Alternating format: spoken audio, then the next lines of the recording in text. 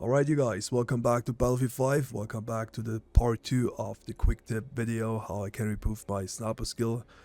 And yeah, if you want shots like that, or like that, or even like that, so watch this video to the end, let's go. Let's start off this video with the first easiest quick tip ever. Always shoot through enemy smokes, because the enemy is not invisible, the enemy is not invincible, the enemy is still there, but you need to find out where he is in the smoke. He must be in the smoke. Just find a point in the smoke and shoot straight forward, and if you're lucky enough, you get a headshot. And in some situations, when you have a massive cloud of a smoke, like in that clip here, you can see a little icon of the enemy sniper. So place your crosshair a little bit below the icon, and if you're lucky enough again, you get a nice headshot. So if you are in that situation and you see a lot of enemies in front of your screen and you cannot decide which one I should headshot first, do not panic. Take always one by one, and always keep in mind, slow is smooth and smooth is fast.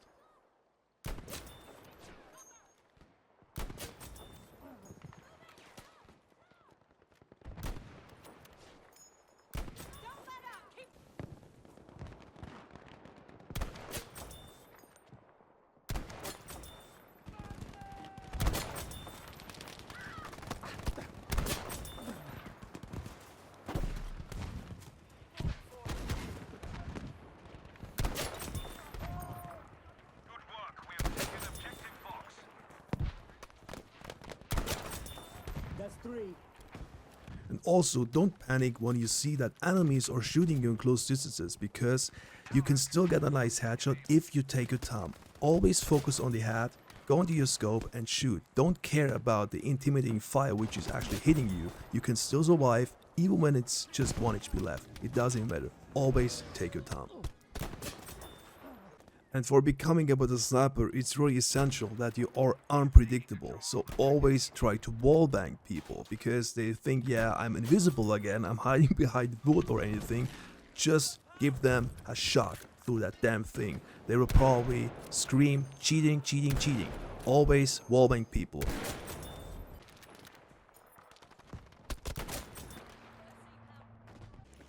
Next one is the wait and shoot tactic. So if you stay on a safe spot or near flag and the team is protecting you and you're facing an enemy sniper and the enemy sniper missed his shot, you can still be in the scope, aiming at the same position and wait for the enemy's head moving directly into your crosshair. So you have maximum advantage, but of course it depends on luck, and you always need to make sure that you have a safe position.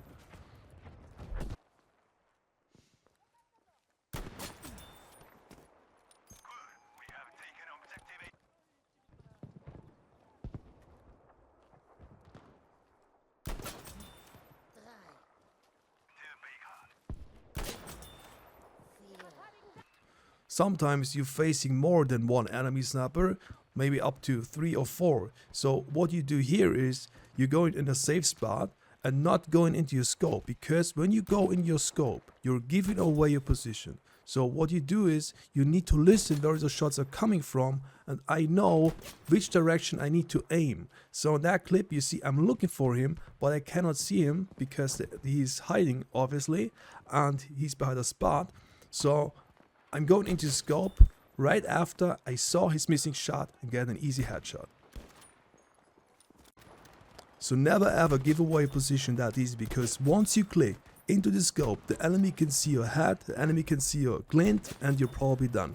So you need to learn how to figure out where the shots are coming from, and only go into scope when you are 100% sure and you know where the enemy is. How can I get no scopes like that? First of all, there is no such a thing like a secret or anything. Everyone can do it. It comes only down to practice and practice only. You can simply train that by joining an empty server and looking for an empty wall or window. Here I was shooting through this window, but you can also find a specific point on the wall, it doesn't matter. And what you do next is you try to hit the same spot over and over and over again while you are in movement. Why movement? Because the enemy is also moving, and this is how you get the feeling of shooting without a scope, if you train it long enough.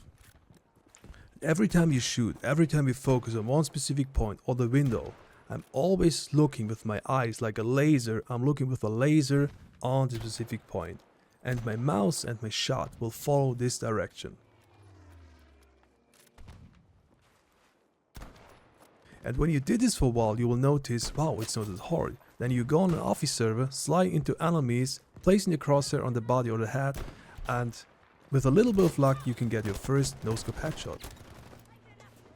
Next, the moving headshots. You certainly had many scenarios while you aimed at the enemy sniper's head and the sniper moved to the left and the right, the left and the right. Why they do that? They want to evade your shots, obviously. But you can still get the headshot with that easy trick. While you're in scope and press shift, don't move your mouse at all and leave it steady next to the enemy head. The enemy head will cross the line of your crosshair, and when that happens, then go ahead and shoot and get a nice headshot. However, this method won't work all the time because you stand probably open, because it's a sniper fight of course, and other snipers may have spotted you, so do not forget about a solid cover as well.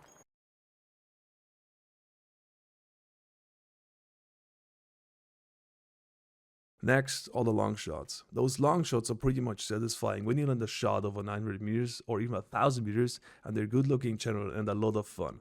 But the one you get addicted once you hit a long shot. So how can I get a headshot over long distance? You need to take two main points in consideration.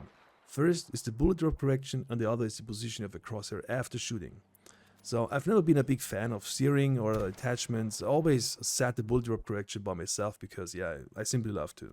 So if you see an enemy like in that clip and he's far away, you need to place your crosshair far above his head in order to give the bullet enough room to hit the target. So the line of your crosshair must be set to the enemy's head also. It just can't be left or right next to head, otherwise it's not a headshot at all. If you didn't hit him yet, you need to adjust the altitude of the crosshair. Always adjust your crosshair from low to high, so when your bullet hits too low, simply raise your crosshair position up a bit. If you still didn't hit him, you must move your crosshair again upwards. You do that until you're near his head. And once you figure out the correct altitude, you keep your mouse steady so you're able to hold the same position. And secondary, you need to move your crosshair out of your sight, or else you're not able to see where the bullet is dropping. So if you're watching the following clips, you will see where my crosshair goes after I shot. And if you get a headshot over a really long distance, it always depends, of course, on the enemy himself, because most enemies are running around like chickens and ain't static like shown in my clip. The moving headshots over a really long distance are super rare, really next level, and you need a good ton of luck also. Except you set up a fake shot with a friend like many YouTubers do to get fast clicks. But I never did it and never will, because you're lying simply to yourself that way. And last but not least, we have the running headshots. And now it will be really complicated. No, not really. Running headshots are actually nothing to begin with, yet I'll explain it to you in the best possible way. On this screenshot you will see two arrows. The blue one indicates the line of the crosshair. This line must be set to the enemy head or near the face. And also you're forced to set this line in place before you shoot, otherwise it will be no headshot at all. The green arrow indicates the bullet travel. The bullet needs time to hit the target, so you need to adjust this also before you go ahead and shoot. The space between the crosshair center spot and the enemy's head here is smaller because it's a closer distance. It will automatically be a bigger space and it will be way harder to set in advance as the enemy is far away. Simply because the travel time increases and you need to estimate the distance super quick. If you check those screenshots and clip afterwards, you will understand way better. But on each distance, you need to set a different space between the head and your crosshair. But the most important one is the movement of your mouse after you set the blue and green indicator arrow. Before you shoot, you must match your mouse movement to the movement of the enemy. It's a really small move but noticeable on my clips in slow-mo. Move your mouse slowly when the enemy is closer. Move your mouse barely when the enemy is far. However, when the enemy is in a boat, for example, your mouse movement must be super quick because the speed of the boat is also super quick. I hope you got it until here, because sometimes, yeah, it's really hard to understand many things at once, but if you check the next clips, you will for surely understand way better. You now know how it works and which indicators you need to set in advance in order to get smooth running headshots. Yet, you need to train this a lot.